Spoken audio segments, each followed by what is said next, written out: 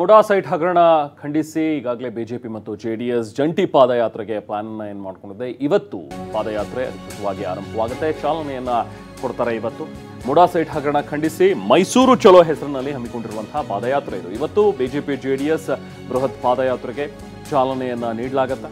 ಮೈಸೂರು ಚಲೋ ಹೆಸರಿನಲ್ಲಿ ಹಮ್ಮಿಕೊಂಡಿರುವಂತಹ ಒಂದು ಬೃಹತ್ ಪಾದಯಾತ್ರೆಯಲ್ಲಿ ಬಿಜೆಪಿ ಮತ್ತು ಜೆಡಿಎಸ್ನ ಮುಖಂಡರುಗಳು ಭಾಗವಹಿಸ್ತಾ ಇದ್ದಾರೆ. ಬೆಳಿಗ್ಗೆ 9:30ಕ್ಕೆ ಈ ಬೃಹತ್ ಪಾದಯಾತ್ರೆಗೆ ಚಾಲನೆ ಸಿಗಲಿದೆ.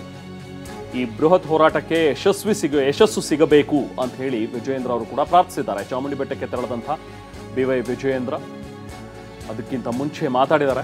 ಮುಡಾ ಸೈಟ್ ಹಗರಣ ಖಂಡಿಸಿ ನಡೀತಾ ಇರುವಂತಹ ಈ ಒಂದು ಪಾದಯಾತ್ರೆಗೆ ಯಶಸ್ಸು ಸಿಗಬೇಕು ಅನ್ನುವಂಥದ್ರ ಬಗ್ಗೆ ಮಾಧ್ಯಮಗಳ ಜೊತೆಗೆ ಮಾತನಾಡಿದ್ರು. ಅದಕ್ಕೋಸ್ಕರ ದೇವಿಯಲ್ಲಿ ಪ್ರಾರ್ಥನೆ ಮಾಡೋದಕ್ಕೆ ನಾನು ಹೋಗ್ತಾ ಇದ್ದೀನಿ ಅನ್ನುವಂಥದ್ದನ್ನ ತಿಳಿಸಿದ್ರು. ಈಗಾಗಲೇ ದೇವಿ ದರ್ಶನ ಮಾಡಿರುವಂತಹ ವಿಜಯೇಂದ್ರ, ಪಾದಯಾತ್ರೆ ಯಶಸ್ವಿ ಆಗಬೇಕು. ಈ ಭ್ರಷ್ಟ ಕಾಂಗ್ರೆಸ್ ಹಗರಣಗಳ ಸರ್ಕಾರದ ವಿರುದ್ಧ ನಮ್ಮ ಹೋರಾಟ ಯಶಸ್ಸನ್ನು ಕಾಣಬೇಕು ಮತ್ತು ಈ ಪಾದಯಾತ್ರೆ ಯಶಸ್ವಿ ಆಗಬೇಕು ಅಂಥೇಳಿ ನಮ್ಮೆಲ್ಲ ಕಾರ್ಯಕರ್ತರು ಈಗ ಒಂದು ವ್ಯವಸ್ಥೆಗಳ ದೃಷ್ಟಿಯಿಂದ ಎಲ್ಲವೂ ಕೂಡ ಚೆನ್ನಾಗಿ ಮಾಡಿದ್ದಾರೆ. ನಮ್ಮ ನಿರೀಕ್ಷೆಗೂ ಮೀರಿ ಜನ ಬರ್ತಾ ಇದ್ದಾರೆ. ಅದೇ ನಮಗಿರ್ತಕ್ಕಂಥ ಒಂದು, ಯಾಕಂದರೆ ಸಾಕಷ್ಟು ಉತ್ಸಾಹನೂ ಕೂಡ ಇದೆ. ಕಳೆದ ಒಂದು ವಾರದಲ್ಲಿ ಇವತ್ತೇನು ಮಾಧ್ಯಮದ ಮೂಲಕ ಪ್ರಚಾರ ಸಿಕ್ಕಿದೆ, ನಾನಾ ವಿಚಾರಗಳೇನು ಚರ್ಚೆಗಳಾಗಿದೆ. ಹಾಗೆ ಸಹಜವಾಗಿಯೇ ರಾಜ್ಯದಲ್ಲಿ ನಮ್ಮ ಕಾರ್ಯಕರ್ತರಲ್ಲಿ ಭಾಳ ಉತ್ಸಾಹ ಇದೆ. BJP ಮತ್ತು JDS ಪಕ್ಷ ಎರಡೂ ಕೂಡ ಇವತ್ತು ಒಟ್ಟಾಗಿ ಇವತ್ತು ಈ ಕಾಂಗ್ರೆಸ್ ಸರ್ಕಾರದ ವಿರುದ್ಧ ಹೋರಾಟವನ್ನು ಕೈಗೆತ್ತಿಕೊಂಡಿದ್ದೇವೆ. ಈ ಹೋರಾಟ ಯಶಸ್ಸಾಗಬೇಕು ಅಂತ ಹೇಳಿದ್ರೆ ವಿಶೇಷವಾಗಿ ನಮ್ಮ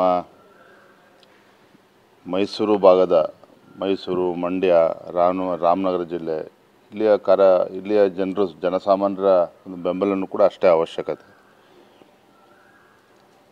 ನಾನು ಅವತ್ತಿಂದನೂ ಕೂಡ ಹೇಳ್ಕೊಂಡು ಬಂದಿದ್ದೀನಿ, ಈ ನಮ್ಮ ಹೋರಾಟ ಯಾವುದೋ ಒಂದು ವ್ಯಕ್ತಿಯ ವಿರುದ್ಧ ಅಲ್ಲ, ಏನೊಂದು ಭ್ರಷ್ಟಾಚಾರ ರಹಿತ ಆಡಳಿತನ ನೀಡ್ತೇವೆ ಅಂತೇಳಿ ಅಧಿಕಾರಕ್ಕೆ ಬಂದಿರತಕ್ಕಂಥ ಕಾಂಗ್ರೆಸ್ ಸರ್ಕಾರ ಅಹಿಂದ ಹೆಸರು ಹೇಳಿಕೊಂಡು ಅಧಿಕಾರದ ಚುಕ್ಕಾಣಿ ಹಿಡಿದಿರ್ತಕ್ಕಂಥ ಸಿದ್ದರಾಮಯ್ಯನವರ ನೇತೃತ್ವದ ಕಾಂಗ್ರೆಸ್ ಸರ್ಕಾರ ಎಲ್ಲ ಅಹಿಂದ ವರ್ಗಕ್ಕೆ ಕೂಡ ಅನ್ಯಾಯ ಮಾಡಿದೆ. ಅದು ವಾಲ್ಮೀಕಿ ಅಭಿವೃದ್ಧಿ ನಿಗಮದಲ್ಲಾಗಿರ್ತಕ್ಕಂಥ ಹಗರಣ ಇರ್ಬೋದು, ಮೂಡಾ ಹಗರಣ ಇರ್ಬೋದು, SCP TSP ಇರ್ಬೋದು. ಇದು ವಂಚನೆ, ದ್ರೋಹ ಆಗಿರ್ತಕ್ಕಂಥದ್ದು ಈ ನಾಡಿನ ತುಳಿತಕ್ಕೆ ಒಳಗಾಗಿರ್ತಕ್ಕಂಥ ಸಮುದಾಯಗಳಿಗೆ ಇವತ್ತು ಅನ್ಯಾಯ ಮಾಡಿದ್ದಾರೆ, ಭ್ರಷ್ಟಾಚಾರ ಮಾಡಿದ್ದಾರೆ.